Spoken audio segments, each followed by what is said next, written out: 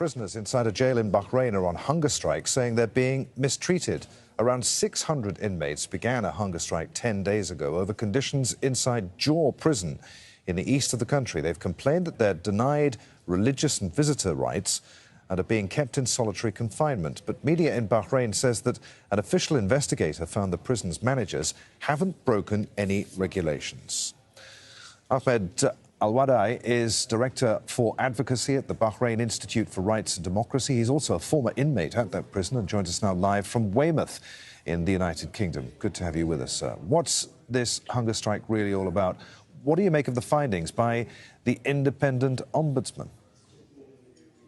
First is the conditions in the prison. I am a former inmate in Jau Prison, and I was there in 2011. I do remember my first day at Jau Prison, where I was welcomed by being beaten by the officers. I remember one officer dragged me from my hair and began to knock my head towards the wall and spat on my face and began to slap me. And this is the place where they say to you, welcome. I think years later, and now the prison conditions in Jau is in its worst conditions. Since 2017, some of those inmates did not see their families for a single time because the authorities started to impose punitive measures that no longer tolerable by the prisoners. Things like glass barriers, so they cannot really even have a direct contact with their families. And it's been the case for 2 years that some of those inmates did not had a single family visitation, a systematic denial or medical negligence. So there are serious diseases within the prison that people got cancer that they don't really get even a proper treatment. They run out of their medications. The situation when it comes into filthy prison facilities, it's overcrowding. You talk about a prison cell which is supposed to have only 6 inmates. It got, in some cases, 12, in some cases, even 18 individuals. They ran out of water.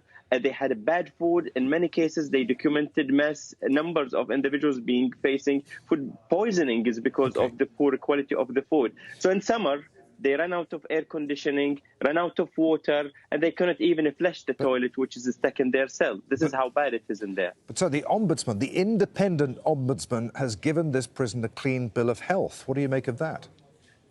Well, this is their mandate, is what I call it a whitewash mandate. A whitewash mandate is they are set to do one job, and this job is to whitewash the crimes which committed by the authorities. And instead of really investigating what's happening there, and in order to check whether this is in line with the international standards, this is things which set by the United Nations minimum treatment for prisoners, well known as Mandela rules. What the practice at Bahrain prison is in a breach into every single right with this. When inmates cannot even have their rights to practice their religious rights, they cannot pray together, or they cannot even worship for Ashura or have their rights. These things, even in 2011, when the torture, according to the government, was something systematic. This is what the king has said. The BICI stated that there is a systematic torture in the country. In 2011, and I was a prisoner there, we had those rights. The prisoners cannot take it anymore, where they see every single thing is being taken away. There is a policy of systematic discrimination against political prisoners. Repeatedly, they would be mistreated, they would be humiliated, and there is no end to all of this. So the Ombudsman, instead of coming up with a whitewash report, this is just another thing where you have supposedly a human rights organization, and they could justify things like executions, death penalty.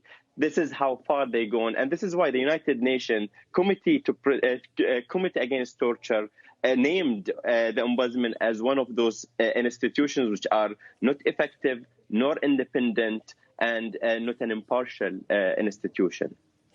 Good to talk to you. So many thanks indeed. Ahmed Alwadaei there, the Director for Advocacy at the Bahrain Institute for Rights and Democracy.